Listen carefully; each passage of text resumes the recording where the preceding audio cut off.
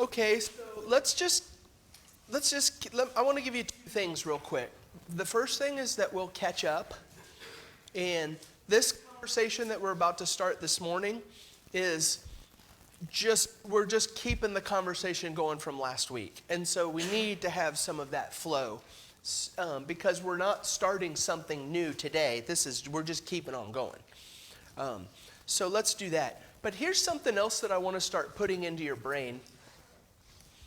And I guess it's going to be 2 weeks, 2 classes from now maybe, as we start to wind down chapter 8. We've been talking about all this stuff with the law and sin and all of this stuff. And we've been spending a lot of time dwelling on what is Paul saying, and almost no time asking the question, why is he saying it? Like, it's hard. I get lost in a lot of this conversation.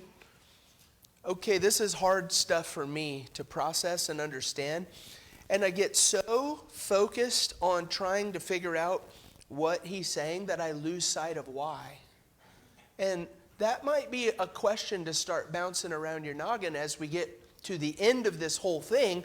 Hopefully we have some concept of what he said, but that's an incomplete conversation until we ask why he said it. What's the point of saying all of these things? And so do that, please. Don't lose sight of that and start thinking of that, because I want us to make sure that we really drill down on that. Anywho, so this whole string of conversations started in chapter 5 and verse 12, where there is a comparison between death in Adam and life in Christ. All humanity has come through Adam, and the way of walking in the steps of that man is death. For all people, except Jesus. No, that's not true. Jesus died too, just a different way. But the thing that Adam leads to is death. And then all humanity has an opportunity to be saved by grace through faith in Jesus, and the way of that is life. And so in verse 20 of chapter 5, the law came in to increase the trespass, but where sin increased, grace abounded all the more. And so the logical question in chapter 6 and verse 1 is, okay, if that's true, are we to continue in sin that grace may abound? And the conversation was, don't be ridiculous. No. Because here's the thing. We have died in Christ. And when a slave dies, they are no longer beholden to their master. So no, we don't continue in sin because we've died to that. Death is the key. And so the end of that conversation was verse 14, 6:14. Okay, sin will have dominion over you since you are not under law but under grace. And so question number 2 in verse 15. Okay, so are we to sin because we're not under law but under grace? We don't have a law that tells us the law of Moses anymore. So if we're not going to live under the law, does that mean that we can just sin because we don't live under the law anymore? And the answer is no. That's not right at all. That's where we are. We're on question number 2 right now. And the first answer to the question was verse 16 to 23, and it has to do with you died, but now you serve the one that you present yourself to as a master. So yeah, that it's true. We don't serve the law anymore, but what we do is we serve Jesus, and he's our master. And if we're going to serve him, then no, we don't continue in sin. And we don't live in sin. We serve Jesus. That's where we are in this conversation. We're making a flow, and we ask this question, and we answer the question, and that gives rise to another question, and now we've answered that question. Is there any comments or thoughts that you want to make up to this point before we just keep on with this question? Okay, well, this morning then, what we're doing is we're still answering, and you can see it. This is how you know what we're doing. Look at 6:15. What then? Are we to sin because we are not under law but under grace? By no means. This is the key. Look at verse 16. Do you not know that if you present yourselves to anyone as obedient slaves, and we talked about that. But then look at 7 in verse 1. Or do you not know? It's still answering the same question, only in a different way. And so would somebody please read chapter 7 in verses 1 through 3. For do you not know, brothers, for I am speaking to those who know the law, that the law is binding on a person only as long as he lives. For a married woman is bound by law to her husband while he lives, but if her husband dies, she is released from the law of marriage. Accordingly, she will be called an adulteress if she lives with another man while her husband is alive. But if her husband dies, she is free from that law, and if she marries another man, she is not an adulteress. Okay. What's the thrust like? Can you summarize his main thought here? In your own words?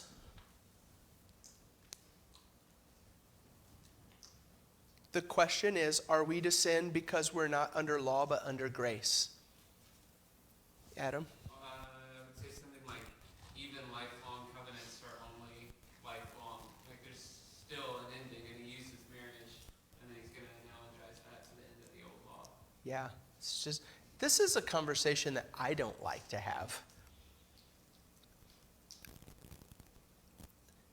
You know, the thought, I would assume that most of us are kind of the same way. What would my life be like if Becky died and, well, now I'm living as a single person, and I don't know if this is sick. I don't know if other people have these conversations or not, but sometimes I'll talk to Becky about, you know, what if something like that ever happened, what would I do moving forward? And it's hard for me. It's hard for me to process, like, not being married to Becky. It's hard to even imagine or conceptualize what it would be like for that to be the case, for that to be true.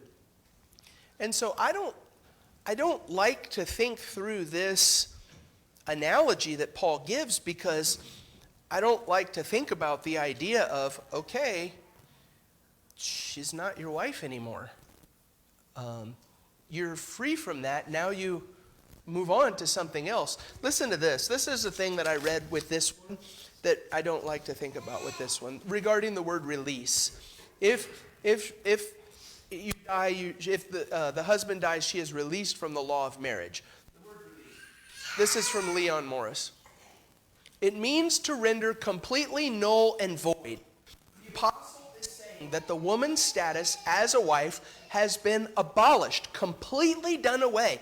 She is no longer a wife. And that means, of course, that the obligations proper to a wife have no relevance to her. And so the idea here is, just to use a marriage analogy, to start thinking about our relationship to the law. If a spouse dies, there is no more marriage. I mean, obviously, you're not husband and wife anymore. Somebody's no longer present. No one's there. And we're all on the same page with that. Like, whether we like to talk about it or not, we get the idea, right? Yeah. I think it's really amazing. I hadn't noticed this like for years, but he says, following up, you also were put to death in relation to the law. The next verse, you are the one who dies. And sometimes when I would think of this before, I'd be like, oh, I'm stuck here, or how would that work? But you think, what if I died? What were the next place I would go? It seems easier to move on to something different. But also then thinking about the analogy he's painting of our death, and it completely ties into chapter 5 where he says we died with Christ and we're buried with him. It's just, we don't always think of our lives as dying to that old way of justifying ourselves or Yeah. things. Right. We're the ones who are supposed to be dying. That's right. So yeah, we've got this marriage picture in our head, and I've said it, like I can't talk about this without letting you know. I hate to talk about this to think about the concept, but death means that marriage is no longer a marriage. Like it's not. There's death involved. And so the next step and the reason for talking about this is going to be starting in verse 4. Okay, so if you have died with Christ, and remember we're talking to Jewish Christians who were exalting in their living underneath the law. And he says, okay, so here's the thing. If you have died with Christ, then Adam's thing, that lifelong covenant is only lifelong, and you've died. You're living a new life now. Before we move into that and start reading that, are there any things that you want to say about the marriage analogy? Okay, so then let's get to the point. Verses 4 through 6. Would somebody read that?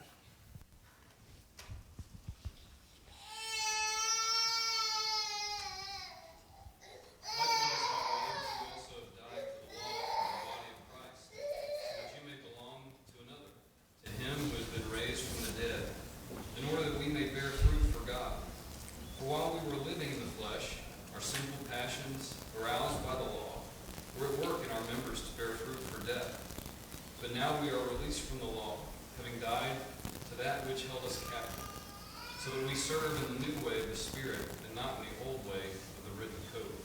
Okay. Likewise, my brothers, you have died to the law through the body of Christ. What is just the one point and implication about our relationship to the law of Moses at this point?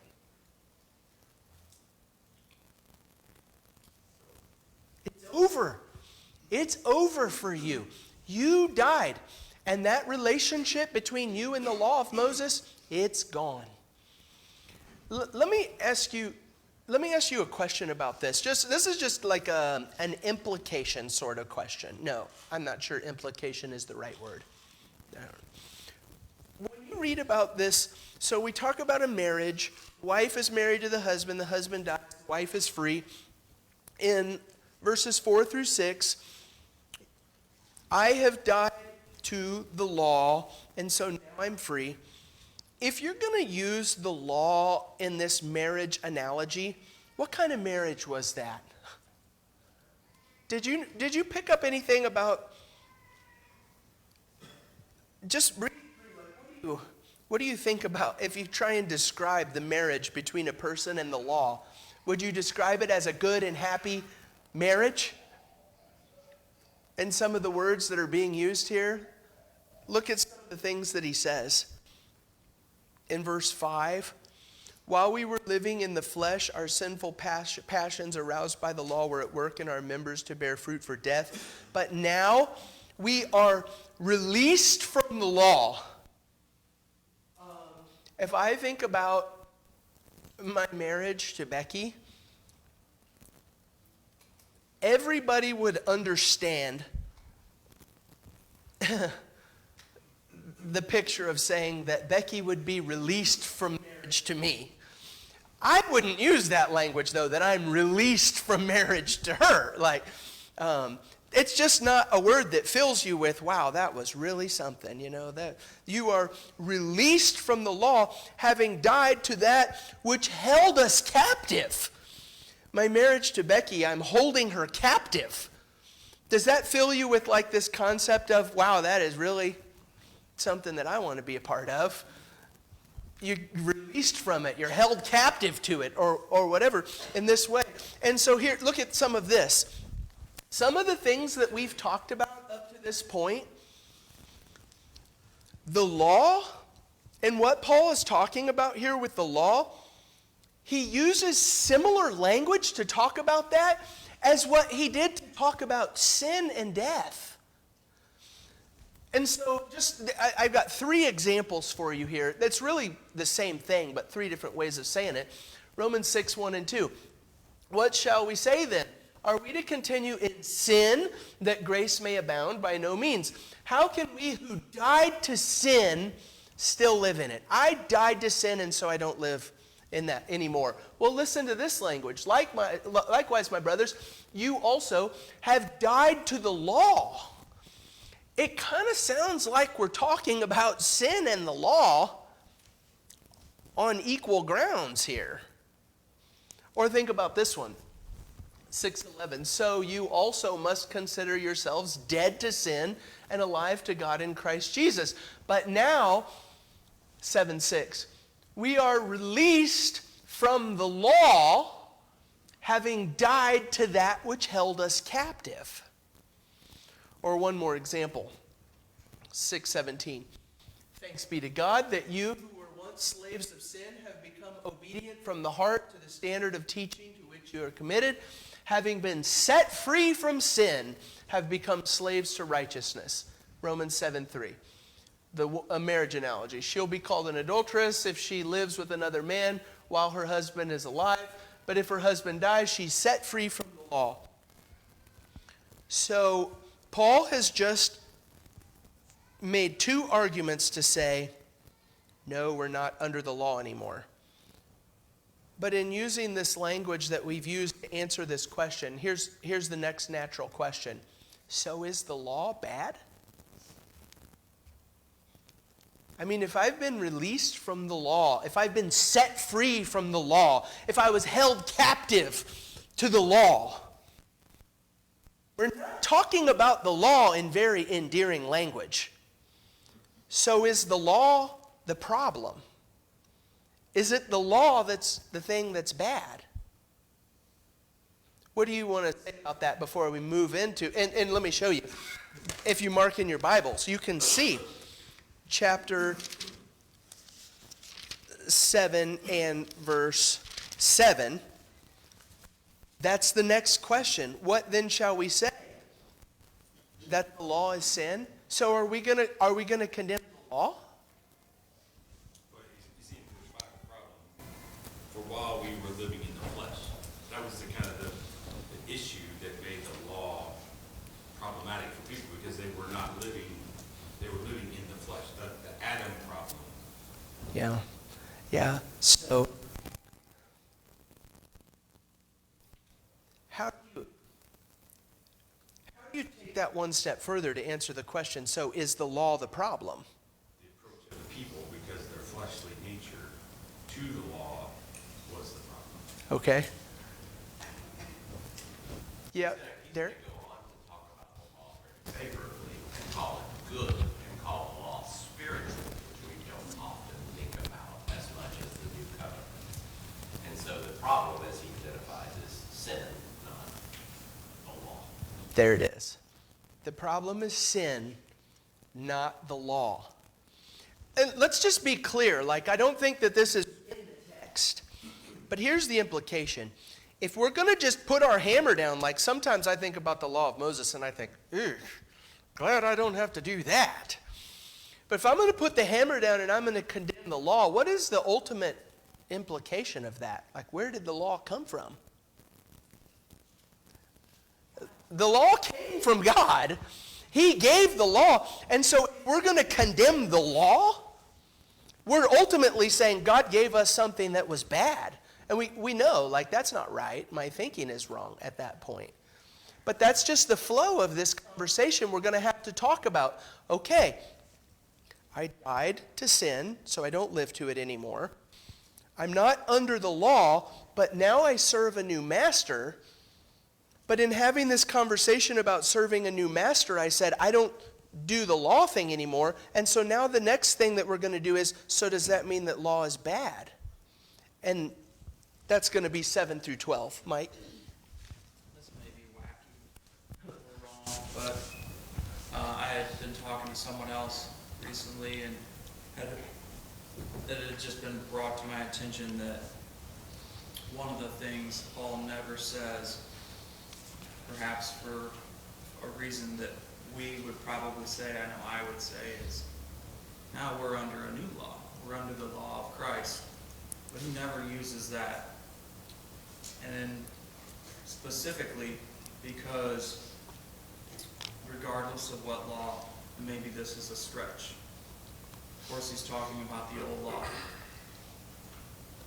But it's just amazing to think Jesus came and brought the truth to people who should have known the truth.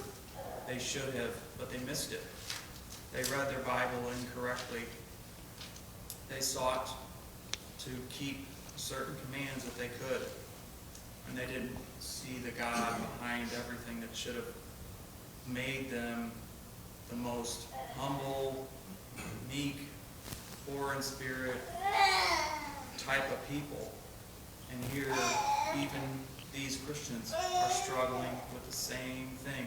The same thing I think we struggle with today, and it's amazing. I was just looking at verse 4.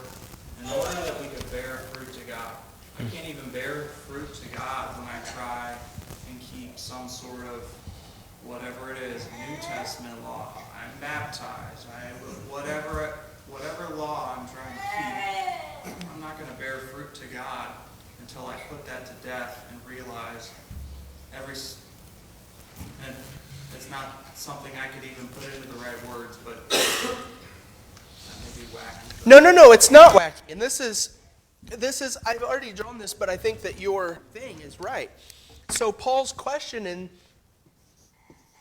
7:1 is, are we under law? And just, I'm under the line here, but in the sense of like, forced to obey. Am I a servant? Am I a slave? And the answer is no.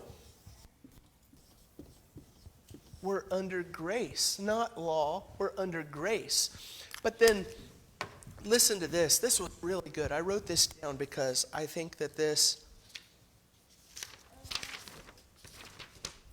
said this way better than I think I can.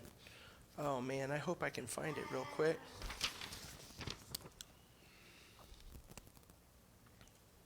Probably can't.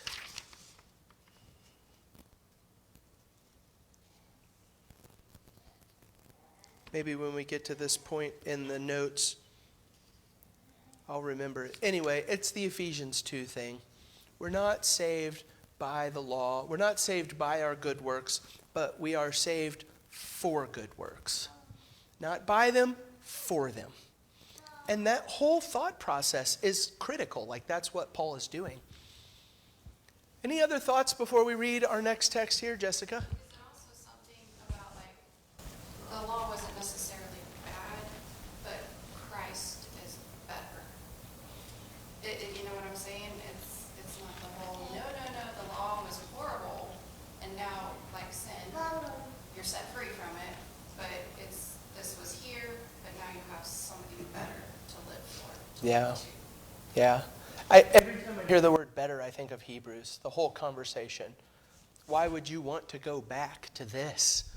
And so now we move into the why with the Romans. Paul doesn't do this. This is the Hebrew argument. But I think one question is, why would you want to go back to that? And why would you tell other people that they have to do it when you yourself have not been able to bear this yoke? Dave, did you have a comment? I was thinking along the lines of how they were treating the law. And the imagery spurred me to think of the marriage relationship and the covenant relationship in the sense of here you've got these people who they have literally lived based on this covenant, the old law, or the law.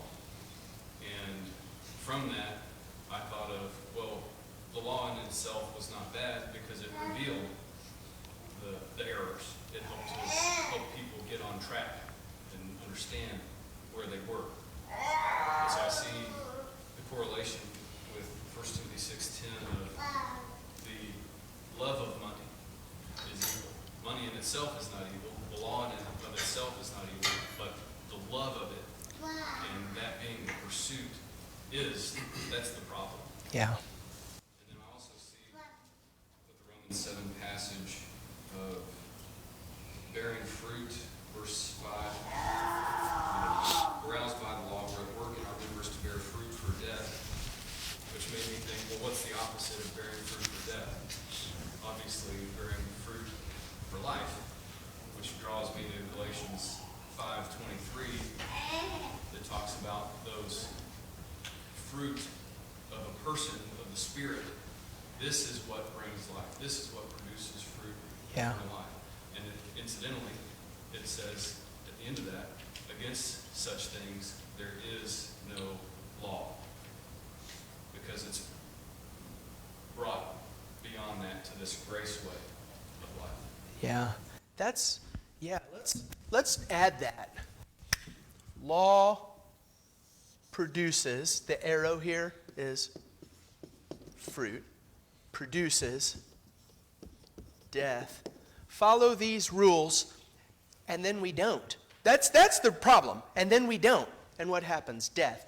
But grace produces, what's the fruit?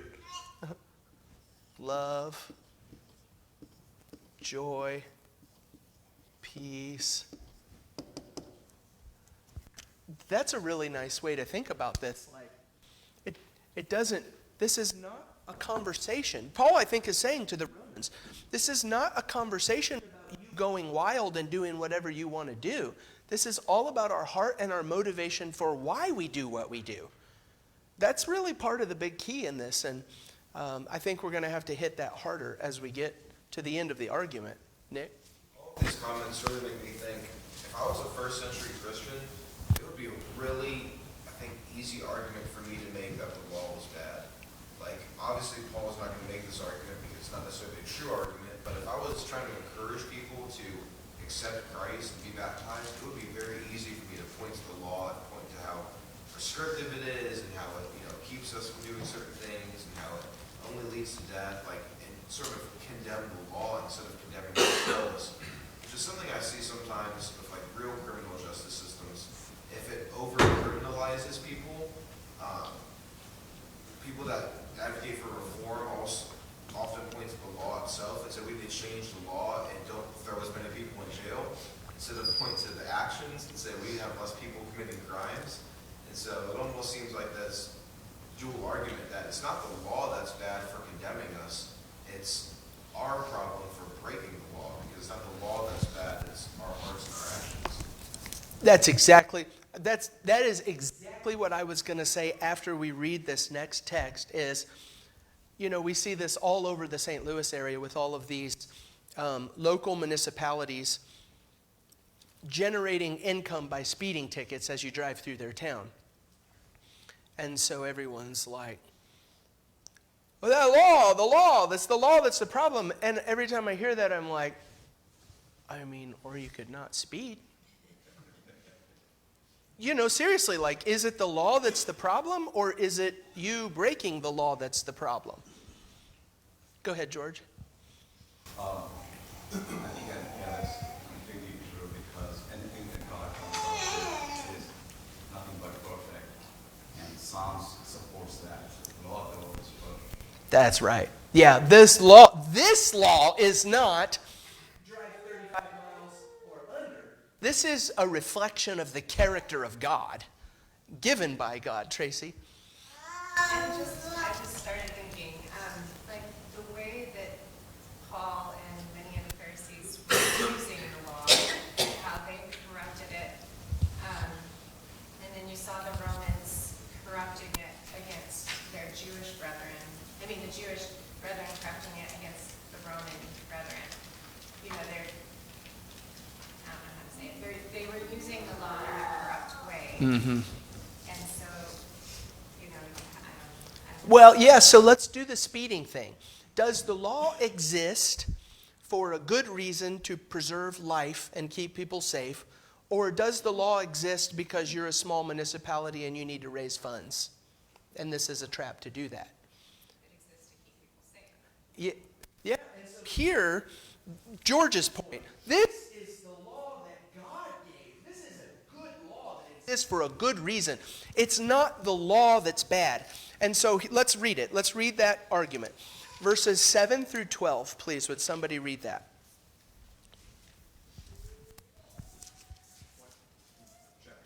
Yes, 7, verses 7 through 12. What shall we say then? Is the law sin? May it never be. On the contrary, I would not have come to know sin except through the law, for I would not have known about coveting. The law had not said, you shall not covet. But sin, taking opportunity through the commandment, produced in me coveting of every kind. Apart from the law, sin is dead. I was once alive apart from the law. But when the commandment came, sin became alive and I died. And at the end of this commandment, which was to result in life, proved to result in death. For sin, taking an opportunity through the commandment, deceived me, and through it killed me.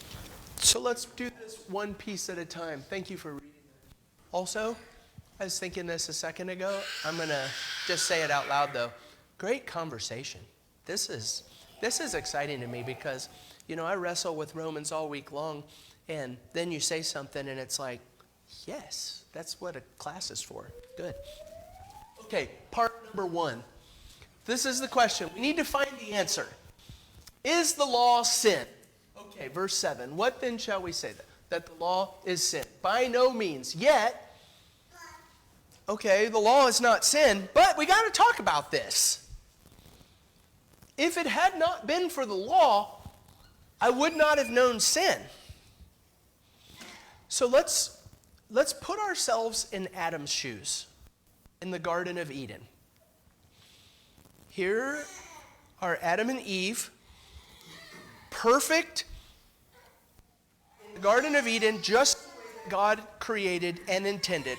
And God says to Adam and Eve, to Adam, you can have anything in this whole garden, however much of you want, anything, but you cannot have fruit from that tree. What immediately has happened when God said, but you can't have that? What just happened there? If you're Adam. Sorry?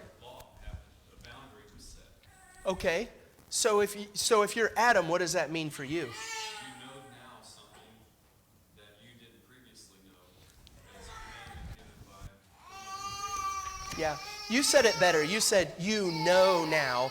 This is the way that I wrote it in my notes.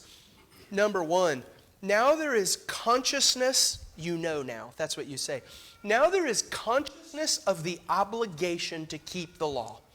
Now I know. Okay, so that's number 1. God says you can have anything that you want, but you can't have that. And now that there is a law, now Adam knows, okay, don't do this thing. What else has happened? Who's talking? Brennan? Produces covetousness for Adam. Yes. Can you describe that in another way, though? It produces covetousness. What does that mean for Adam? It makes Adam want something that he wouldn't have wanted before. Okay. I think that's right. Here's what I wrote in my notes. That is basically, when I hear that is basically a description of my whole childhood. But I can't think, and I really did, I thought all week, I was like, okay, think of a good illustration for this, and I can't think of one.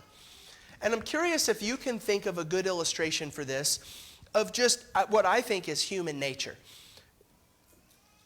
When God or a parent or a government says, you cannot do this thing, immediately, my reaction is, I want to do that thing. That's the very first thing that I think is like, why can't I do that thing? What do you not want me to have by telling me that I can't do that thing? When I've read it in different ways, when it says, do not covet, you learn what coveting is. And then you see it in all areas of your life. And I remember when I first started reading the Bible, I was like, what, doing that wrong? And you just go through and you're doing everything wrong. You didn't even know. And you didn't even know those sins were there because you didn't know what God thought. And that could be a way that once you heard the law, then it produces more because it reveals itself in your life that was there all along. Yeah. Yeah. The one example that I think of, remember in 1993 when the Missouri River flooded? It's over here. I know it happened over here. It destroyed Chesterfield, right? Before it happened by my house too. The same Missouri River, same problem happened close to where I live. And I remember, I was 13 years old. And I remember one day that I'm headed out. Every day for me was wake up, eat breakfast, get on my bike, and leave and come home at dinner time. And I remember one day that my mom said, stay away from the flood. And she told me this thing. She was like, the flood, I don't even know if this is true or if this is apparent. But she said, the flood has swept up graveyards and there's dead bodies floating down the Missouri River. And stay away from the flood. And I remember thinking to myself, I better go check it out. And so I came home that day, and Mom's like, okay, did you go to the flood? No, of course not. You told me not to go to the flood. The next day, in color, on the front page of the newspaper, was a picture of me and my two friends riding our bikes through the flood with water coming up on both sides of the thing.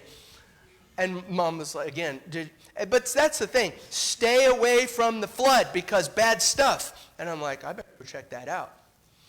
That's what happens with law. So I know,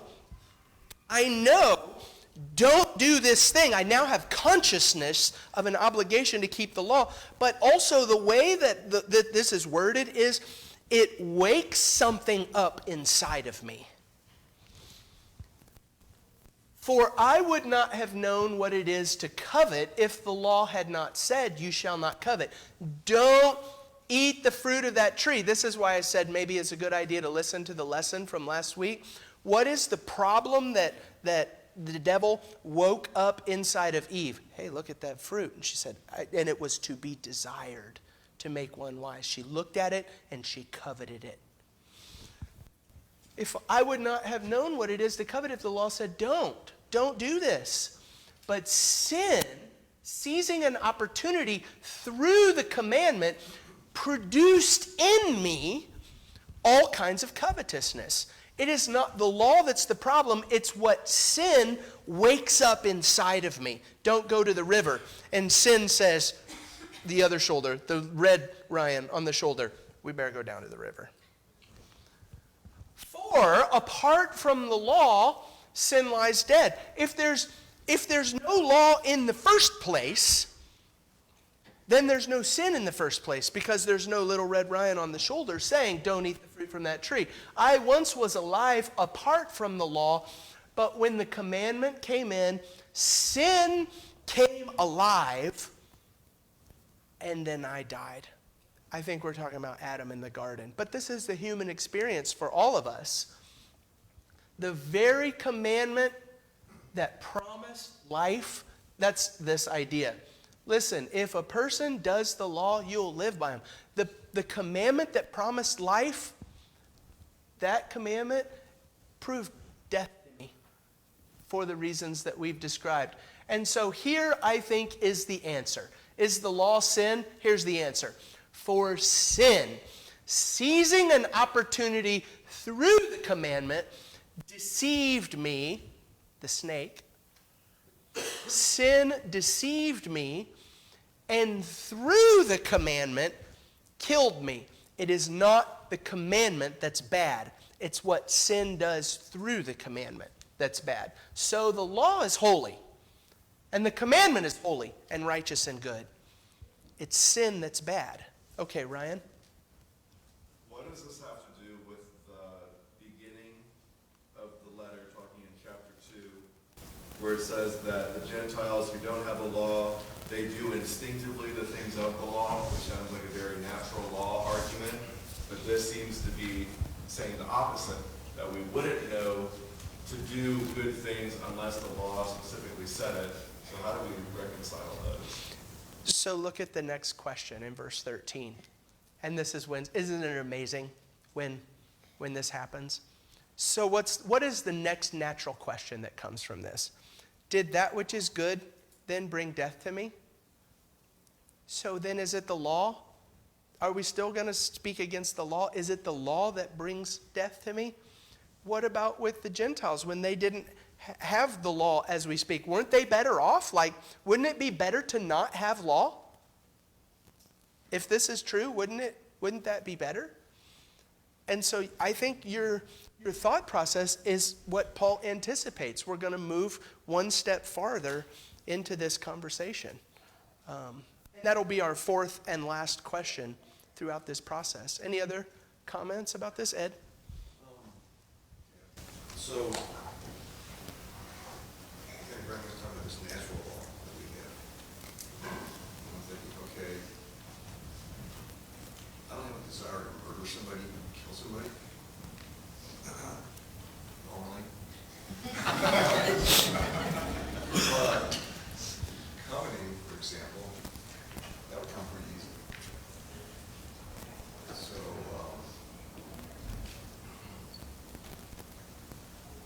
so I'm saying is some things,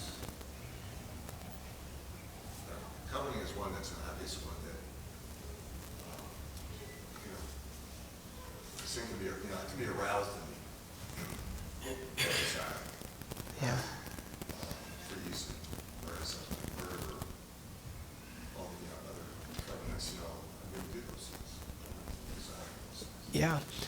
You know what's interesting about this one, and this would be good for a fuller conversation, but covetousness, the desire for something off limits, seems to be, I don't want to say the root, but seems to be a root. So think of the 10 Commandments. I am the Lord your God, no other gods, no idols. In Colossians, Paul says that idolatry is covetousness, wanting something you shouldn't want. And then you think about some of the other commandments, adultery. Where does adultery start? In wanting something that you shouldn't want. Don't steal. Where does stealing start? In wanting something that you shouldn't want. I think you can do the same thing with murder. Why does murder happen? Because of something bad going on inside the heart. And so I think the root of what happened in the Garden of Eden with Eve was covetousness, and probably the same with us. Hey, don't go down to the river. Where's my problem? In my heart, I think, now I want to go down to the river before I do it. So he just gets right to the heart of it, right to the root of it. Okay, so next time, here's what we're going to do. We're going to finish up this conversation. Verses 13 through 25. Be ready to talk about that, and be ready to go one step farther. It's not just what does Paul say about the law, but next time we're going to have to start talking about why is he saying all of this? What's the motivation and what's the goal? Okay, thank you for your conversation this morning. Good class.